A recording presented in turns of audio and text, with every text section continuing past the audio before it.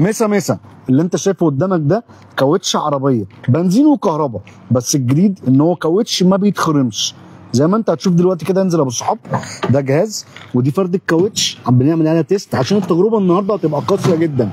خرمنا فرده الكاوتش ونرش ميه، وهتلاقي الفردة الكاوتش مفيش هنا ميه بتطلع او مفيش سوري بقليل بتطلع. طب هتيجي تقول لي ممكن تكون فردة الكاوتش دي نايمه. بص هنا، هات كده يا مصطفى، ده منفخ الهواء او مقاس الهواء. افتح كده بس سمع الناس الهواء. سامعين صوت الهواء؟ طيب التجربه النهارده هتبقى على حاجه جديده. احنا كتير مننا كنا بنشوف على الانترنت كاوتش ما بيتخرمش، او الكاوتش عموما اللي احنا بنركبه في العربيات بتاعتنا كاوتش بيتخرم، تيجي تشيل مكان المسمار تلاقي الفردة الكاوتش بتطلع فس زي ما انتوا اتريقتوا عليها امبارح. طيب النهارده التجربه قاسيه شويه. احنا النهارده مركبين فردة كاوتش في عربيه او فرد كاوتش نفس اللي احنا هنشوفها في العربيه، ودلوقتي هتبقى التجربه قاسيه شويه. هنمشيها على المسامير دي اللي هي زي ما انتم شايفين كده قويه شويه، والمسامير دي هنمشيها على كل عجله من الجنب ده مرتين. هتتخرم يعني هتتخرم 6 خرام في اماكن مختلفه في كل عجله. طيب حصريا ومش هقول لك بقى احنا اول ناس وبنطير في الجو وخد الحصري والحاجات الكتير دي، احنا العرض ده حصري بس من خلال ابلكيشن ايفي هاب. كاوتش مهم جدا في العربيات بتاعتنا سواء بنزين او كهرباء. الكاوتش مهم جدا لان انت بيبقى معاك عيلتك في العربيه، بتبقى ساعات كتير مننا جدا مهتمين جدا بالسفر، فبتلاقي وانت مسافر تلاقي فرده الكاوتش اتخرمت، ففرده الكاوتش اتخرمت يبقى انت عطلت لو معكش ستيب. طيب الموضوع ده مهم جدا للناس وبالذات كمان للستات.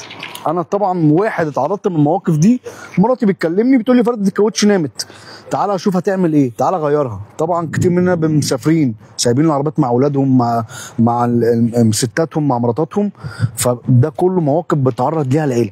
فوانت داخل كده بالصحاب وعايزك تركز معايا قوي لان هقول لك تفاصيل وهقول لك حاجات علميه في الكاوتش ده وهنشوفها مع بعض بتجربه عمليه. طيب وانت داخل العرض ده او الناس اللي عايزه الكاوتش ده هتلاقوا عرض حصري بس مش هتلاقيه بيتباع في اي حته في مصر غير على ابلكيشن ايفي هاب. موجود منه جميع المقاسات للعربيات البنزين وللعربيات الكهرباء. الكاوتش معزول؟ معزول. هوريكم كل حاجه وفكين فرد الكاوتش ونافخين فرد الكاوتش ومركبين الكاوتش على عربيه علشان برضو تبقى انت شايف كل حاجه بعينيك. بيستحمل اوزان، بيستحمل لحد مسافه 60,000 كيلو، مش هقول لك بقى 40 و50 زي العربيات الثانيه. البراند ده اسمه هيد واي، براند صيني، فاحنا دلوقتي عربيات صيني وبراند صيني فكل حاجه بقت صيني. بس الفكره ان الكاوتش ده سيلف هيلينج. طيب نبدا مع بعض. الاول دي كانت تجربه كده احنا حبينا نوريها لكم، عايزين نخرم بس كذا خرمه مع بعض ونمشي المكنه دي. ده يا جماعه تيست عشان بنوريكم فرده الكاوتش منفوخه تمام. اخرم يا باشا. بصوا المسمار ده يا جماعه امبارح الناس قالت لنا ده مش اختراع وده موجود عندنا في مصر. طيب خلاص نشوف بقى دلوقتي. اخرم تاني. فردة الكاوتش منفوخه شايفين؟ اخرم فردة الكاوتش بس. كفايه كده كفايه كده. بصوا يا جماعه هنا انا اهو برش ميه مفيش بقليل بتطلع او اي حاجه بتطلع. هات على الخرم التاني تمام. بصوا هنا. طيب اسعار الكاوتش دي عشان الناس بتسال. طيب اوعدك ان فرده الكاوتش اقل فرده مقاس 16 تقريبا ب 4200 جنيه لحد اعلى حاجه مقاس 20 تقريبا بحوالي 18500. عايزين نتكلم حاجات علميه، بس قبل ما نتكلم عن حاجات علميه ونوريك وانت بتشتري الكاوتش تخلي بالك من ايه. فالاختراع ده هيبقى حلو جدا لملاك السيارات الكهربائيه لان ملاك السيارات الكهربائيه ما عندهمش استبن في العربيه. فانت الكاوتش ده لو انت لبست نقره لبست مسمار، فالكاوتش ده هيحمي عربيتك قبل ما انت تنزل تعمل فيها اي حاجه بعد ربنا طبعا. طيب احنا عايزين نجرب العربيه الاول. دي فرد الكاوتش، ركزوا بقى في اللي جاي عشان اللي جاي ده محدش صوركم في مصر. دي فرد الكاوتش راكبه في عربيه باسات تمام. المقاس اهو والعربيه منفوخه. فك يا باشا كده. بص التليفون بتاعي فوق السقف فانت عادي ممكن ماشي. عايزك بقى يا باشا تخش كده عليا. عايز اخرم 6 خرام في كل. تعالى بقى معلش قرب دي على الكاوتش. هنخرم 3 اخرام قدام و3 اخرام ورا، يعني 6 اخرام في كل فرد الكاوتش. ركزوا بقى في الكلام ده قوي. قرب دي كمان، قرب بقى عليها دي كمان يا باشا، واديهم مسافه عشان الفرده تتخرم في كل الاتجاهات. بصوا يا جماعه المسامير قد ايه، المسامير دي كلها صلب، ها دي كلها صلب، شايفين مسامير صلب اهي. خش يا باشا عليا بقى، بصوا هنا، خش يا باشا اخرم. ايوه ايوه، انا عايزك بقى تقف واحده هنا. بصوا يا جماعه شايفين، اكسر يا باشا يمين، شايفين المسامير كلها دخلت جوه الكاوتش، المسامير كلها دخلت جوه الكاوتش، الفرده ما فستش. اعدل يا باشا الكاوتش واطلع تاني قدام، شايفين البتاع خرجت من الكاوتش. اقف بقى يا باشا واكسر لي كله يمين شمال هنا، يمين هنا، هات الميه مكان الاخرام يا جماعه اهي. ارجع اطلع، ارجع سنه ورا بس. بصوا يا جماعه مفيش، شايفين مكان حتى الاخرام اهي باينه، مفيش اهو. فردة الكاوتش زي ما هي. وبرده عشان برده المصداقيه هنجيب مقاس الهواء تاني، حط مقاس الهواء كده هنا. بصوا يا جماعه فردة الكاوتش هتلاقوها زي ما هي، الهواء فيها والضغط فيها زي ما هو موجود. بصوا هنا، انت ما بتاكلش ولا ايه يا ابو الصحاب؟ ما بتاكلش؟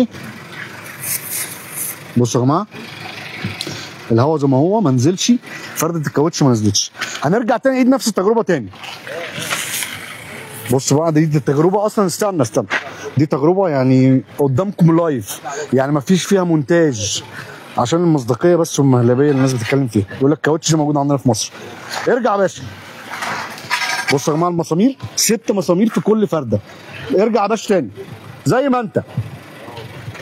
بصوا يا جماعه ركزوا، ها الكاوتش حتى ما اداش اللي هي تبسيط الهواء. ارجع، شايفين؟ خش يا باشا، خش يا باشا تاني. ما شاء الله ما شاء الله ما شاء الله، ده اختبار قوي جدا. عايزين بقى، انت طبعا انت ذاكرت الحاجات اللي على الكاوتش. ايه رايكم في الاختراع ده؟ وانت بتتفرج بقى ايه، دوس هنا عشان جايب لك حاجه ما حدش صوراك في مصر. هدوس على مناخيري هتطلع لايكات وقلوب، واعمل منشن لصاحبك اللي راح يشتري فيها الكاوتش لعربيته، لان جايب لك كاوتش ما بيتخرمش. هتفضل ماشي بيه، والكاوتش بتاعك مش هتلحن فيه خابور، مش هتلحن فيه بادج، مش هتعمل فيه اي حاجه في الكاوتش. انت كل اللي عليك هتمشي بالكاوتش ده 50,000 او 60,000 وترميه، لكن تلحن فرد الكاوتش انسى. ممكن المايك يا مصطفى معاك معلش؟ طبعا انت قريت. اديني يا باشا بقى ايه اللي انت قريته هنا.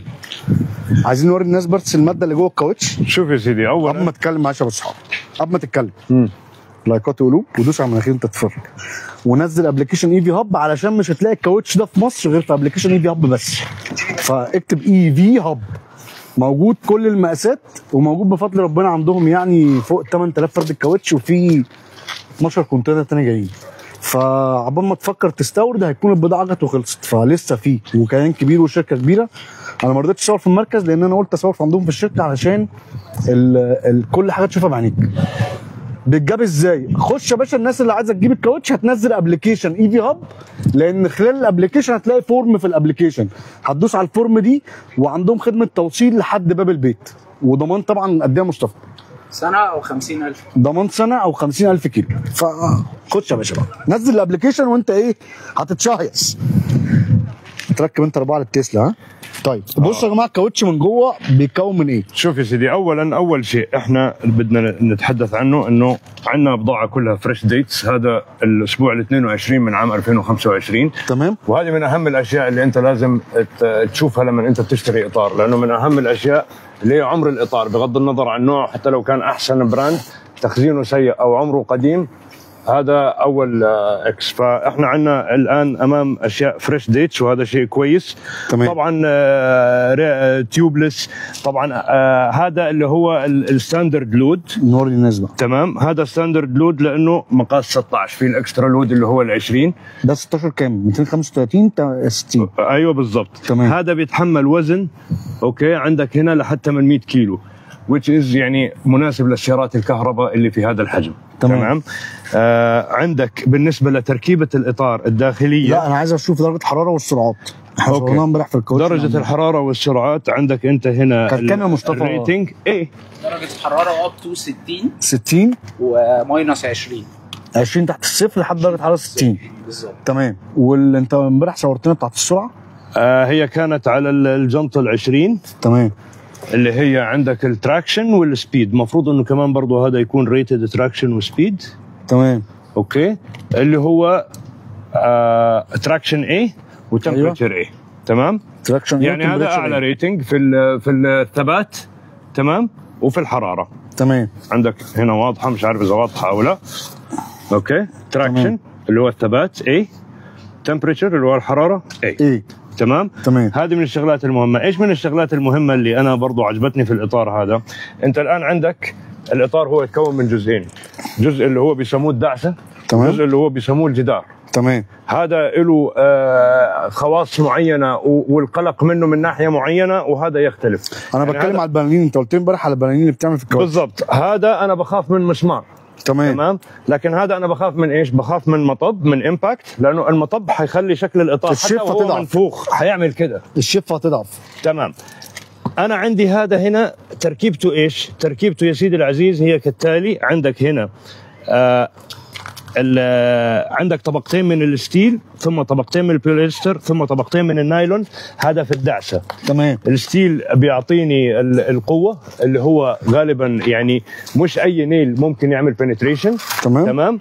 والدعسه مرنه وقويه بنفس الوقت. حلو. لكن الجميل جدا برضو لو نوره جامده ممكن يتقطع. الناس كانت بالك كده في الكومنت.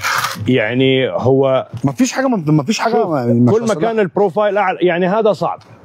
تمام. لكن لما نتكلم عن الجنط ال20 اللو بروفايل ممكن من نقره قويه ينقطع، وهذا لانه امباكت الجنط مع الاسفلت.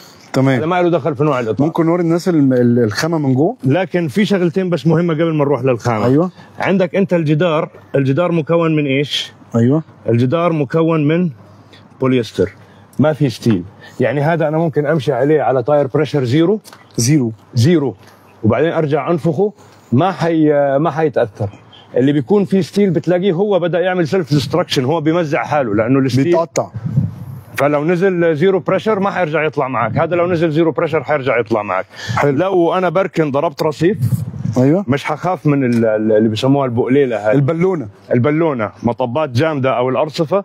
هذا بوليستر، هذا مش ستيل، فما راح يصير في قطع، هم فلكسبل. تمام. فما راح يصير في شيء. عندك الكاوتش كله بقى السيلف هيلينج بقى هي ماده مصنوعه جوه الكاوتش، زي ما تقول كده سيليكون مطاط. شوف هذه الماده عبقريه. ممكن نوريهم بس لانه الماده من جوه. انت عندك الماده اللي بتزودها مع تزويد الهواء هي تختلف تماما عن هذه اول شيء.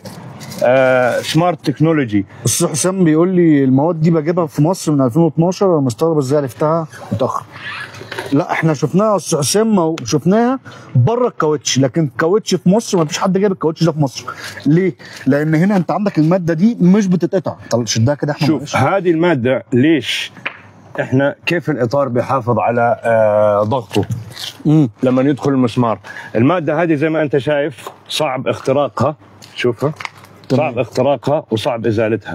هذه بتعمل غير انها بتعمل على النويز ريدكشن بالنسبه للسيارات الكهرباء، هذه بتعمل على انها هي تكون سيلنت دائم وانت ماشي على الاسفلت. بالضبط. المواد اللي احنا بنزودها او اللي متعارف عليها اللي بنزودها مع ضغط الاطار، هذه راح ينزل ضغط الاطار لحد ما الماده تجد طريق للثقب هذا وتسده. تمام. احنا الان هنا ما في اصلا ما بتتقطعش بريشر، انت عامل عزل بين المنطقة الخارجية وبين الهواء اللي داخل الإطار. أنت لا تزال محتوي الهواء اللي داخل الإطار. المسمار دخل وطلع، ما عمل penetration للمادة هذه، يعني ما اخترقها، فبالتالي ما سمح للهواء أنه يطلع. تمام. عايزين نجرب برضه تجربة تانية على المكنة دي برضه عشان نشرح لهم. بصوا يا جماعة، دي نفس فردة الكاوتش اللي راكبة هنا عايزين نخرمها. شايف عندك هنا توني؟ شوف لما دخل المسمار المادة إيش عملت؟ المادة ظلت فوق المسمار، فبالتالي ما في هواء طلع، حاميه المسمار. شايفين؟ ولما طلع المسمار هي سدت المكان. تمام. اخرم يا باشا تاني. شايفين؟ اما يا جماعه العنوان والحاجات دي كلها البيع بس عن طريق ابلكيشن اي في اب. فانا ما حدش يبعت لي على الصفحه يقول لي اجيب الكاوتش منين. هتنزل الابلكيشن بتاع ايفي هاب، شايفين يا جماعه الخرام رش ميه يا باشا، شايفين؟ شوف لي السيلف هيلينج. بص يا جماعه السيلف هيلينج اهو طالع مع المسمار، شايفين؟ وهذا مجرد ما انه يتفاعل مع الهواء بيتمدد وبيسد الثقب تماما. انت كل اللي عليك يا ابو صفا هتعمل ايه؟ هتنزل الابلكيشن بتاع ايفي هاب، هتلاقي فورم هتدوس عليها، هتملى البيانات وهتملى مقاس الكاوتش اللي انت عايزه، والكاوتش هيجي لك لحد باب البيت مع شرط الضمان لمده سنه، بضمان ايفي هاب وبضمان طبعا شركه هيدواي. فده كله هتلاقيه موجود على الابلكيشن ايفي هاب، فما تبعتش ليا وتقول لي اجيب الكاوتش منين. هقول لك نزل الابلكيشن واملى الفورم. فانا في عروض جامده جدا، بس انت ايه مش مستغل الابلكيشن. خد يا باشا بصوا هنا اهو. طب نجرب تاني يا احمد معلش على العربيه، عشان في واحد بيقول لك انتوا مفسرين الكاوتش، هو لسه داخل متاخر باين. بصوا يا جماعه دي عربيه، انا بدي اياك تصور التاير بريشر بيفور وافتر. معلش ما انا صورتها بيفور كام وافتر كام، انا صورتها في اول اللايف. خش يا باشا على الكاوتش، عايزك تقطع لي الكاوتش ينام. انا بلايف، انا عايز الكاوتش ينام يا باشا. خش يا باشا، بصوا المسامير اهي، ادي اول 3. خش على الفرد اللي ورا بالمره.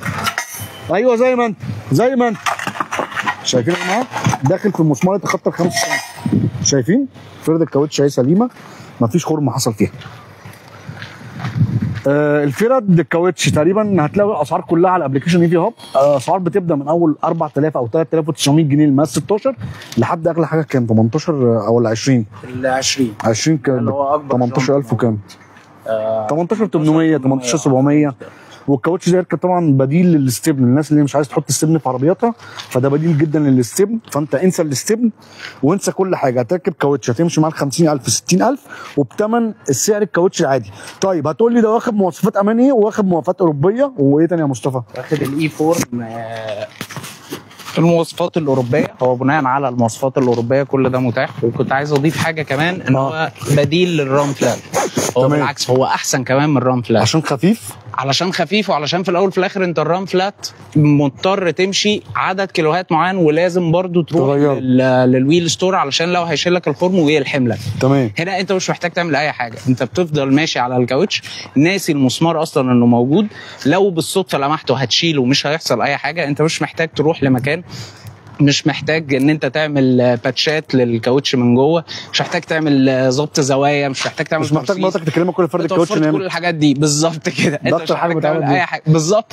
هتصحى الصبح هتلاقي الفرده زي ما هي، فدي كلها من المميزات. فهي بالعكس يعني هي بالنسبه لي ممكن تكون احسن كمان من الرام فلات. تمام. وعمليه اكتر، انت فعلا مش هتبقى محتاج ستيب. صح. وهي كلها مواصفات اوروبيه. الشركه واخده هتسيب لكم يا جماعه برضو المواصفات الشهادات بتاعه المطابقه الاوروبيه، هسيبها لكم برضو في اول كومنت. وانت برضو الكاوتش مطلوبه هيجي لك معاه كل حاجه زي ما انتم شايفين دلوقتي كده.